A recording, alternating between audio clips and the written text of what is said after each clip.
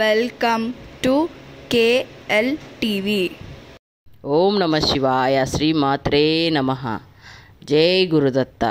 ఇది రెండో భాగం అండి, చుటానికర్ భగవతి అమ్మవారిది. ఒకరోజు గడ్డి కోసుకోవడానికి వచ్చిన అమ్మాయి, ఒక పల్లెటూరు అమ్మాయి, గడ్డి కోసే వాటి కత్తిని సాన పట్టడానికి, రాయి మీద సాన పెట్టడానికి కొద్దిగా సాన పడుతూ ఉంది. అప్పుడు ఆ కత్తి అంచు తగిలి ఆ రాయిలో నుంచి రక్తం రావడం స్టార్ట్ అయ్యింది. ఒక్కసారిగా భయానికి గురైపోయి పరిగెత్తుకుంటూ వెళ్ళి ఊరి వాళ్ళకి ఈ విషయాన్ని చెప్పింది.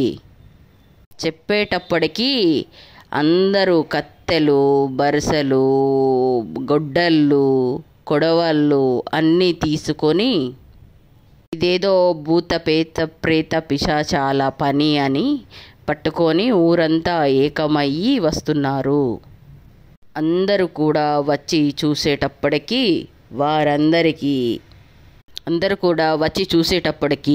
వారందరికీ మంచి గాలి, ఆహ్లాదకరమైన వాతావరణము, అది ఎలాంటి చెడు శక్తుల యొక్క ప్రభావం కాదు, ఇది ఏదో దైవిక శక్తి ప్రభావము అని అనుకొని గుళ్ళో దైవ ప్రశ్న వేస్తారు.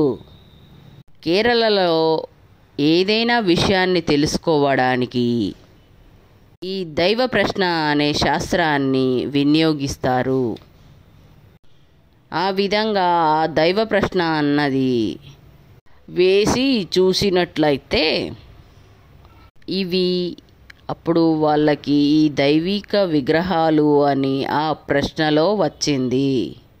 లక్ష్మీనారాయణులు ఇక్కడ వెలిసిండ్రు అని వాళ్ళకి తెలిసింది. అప్పటి నుంచి ఆలయాన్ని మళ్ళీ ప్రారంభించారు కట్టడం. ఆలయాన్ని కట్టి పూజలు చేయడం ప్రారంభించారు వాళ్ళు. ఇది మొదటి కథ.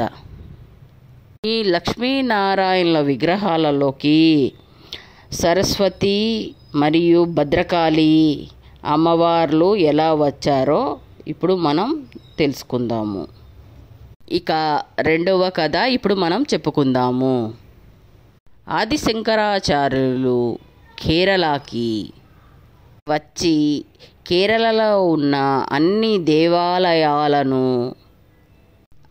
దేవాలయాలను దర్శిస్తూ సంచరిస్తూ ఉన్నారు.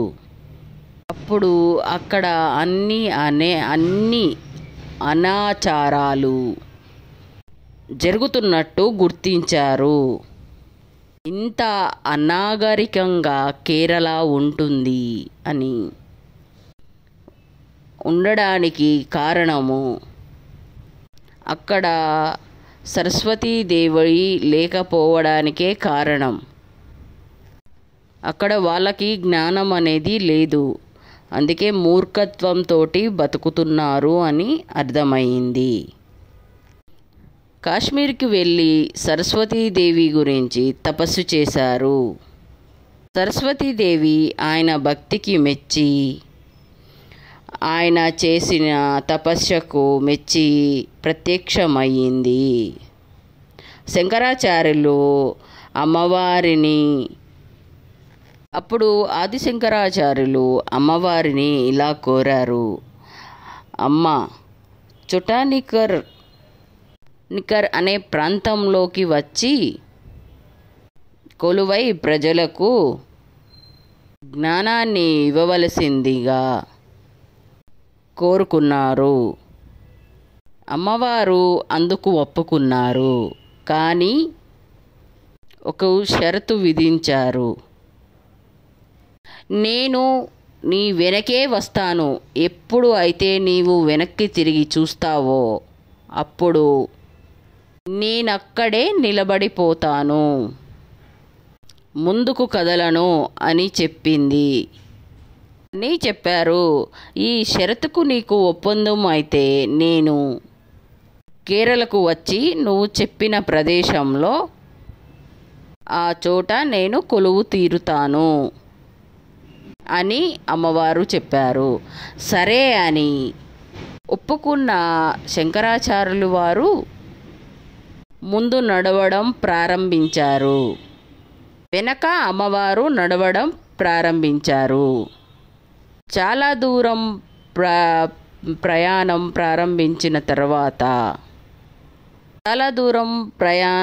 చేసిన తర్వాత ప్రస్తుతం కర్ణాటక రాష్ట్రంలో ఉన్నటువంటి కొల్లూరు ప్రాంతానికి చేరుకుంటారు.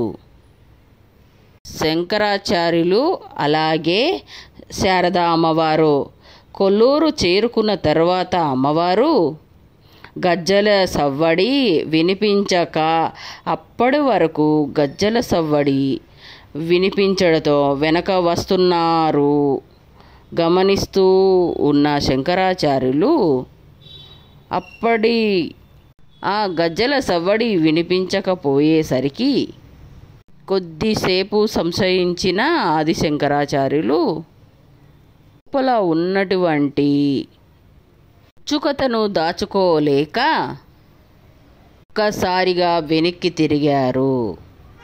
అంతే, వెనక వస్తున్న అమ్మవారు అక్కడే శిలా విగ్రహం మారిపోయారు. దాంతో శంకరాచార్యులు ఆత్మార్పణ చేసుకోవడానికి పూనుకోక అమ్మవారు వద్దు అని వాదించి, ఇది నీ నిర్ణయం కాదు, ఇది భగవంతుడు నిర్ణయం, ఇక్కడ కొల్లూరులో మూకాంబికగా నేను వెలియవలసి ఉంది, అందువలనే ఇక్కడ నేను వెలుస్తున్నాను అని చెప్పి ఆత్మార్పణ దీక్షను విరవింపజేసింది.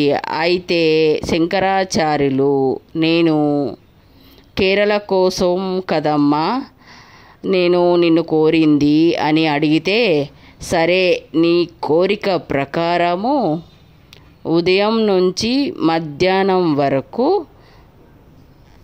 చొట్టానిక్కర్లో దర్శనం ఇస్తాను, ఆ తర్వాతనే కొల్లూరికి వస్తాను అని చెప్పారు.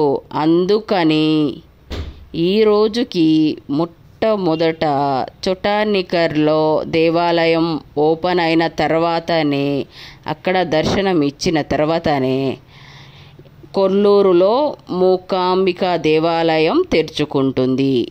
ఈ విధంగా సరస్వతి అమ్మవారు కూడా ఈ మూర్తిలో వచ్చి కలిసిపోయారు.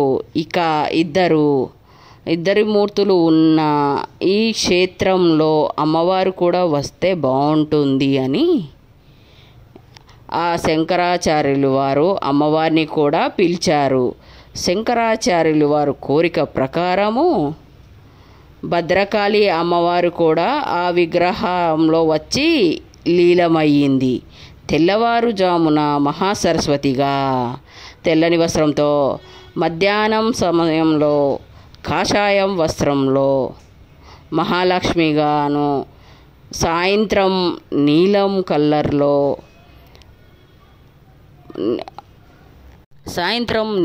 కలర్తో భద్రకాళి రూపంలో అలంకరించబడి అమ్మవారు దర్శనమిస్తారు. ఇక్కడ ఉన్నటువంటి స్వయంభూ మనం ఇంతకు ముందే చెప్పుకున్నాం. ఈ స్వయంభూ అమ్మవారు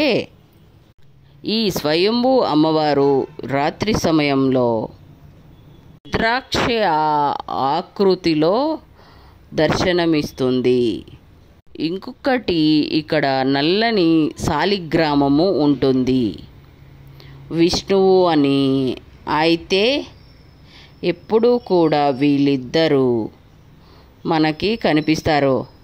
పైన కాంక్షము లేదా పంచలోహము చేసి ఉన్నట రూపము, చెక్కబడిన రూపుతో దీనిని ఎప్పుడు కప్పి ఉంచుతారు. మనం ఇప్పుడు దర్శనం చేసుకునేది ఆ అమ్మవారి రూపమే. ఇక్కడ అమ్మ నారాయణ, దేవి నారాయణ అని, బద్రీ నారాయణ అంటూ మనస్ఫూర్తిగా ఆ అమ్మవారిని తలుచుకోండి. ఇంకా మూడో కథకి వద్దాము.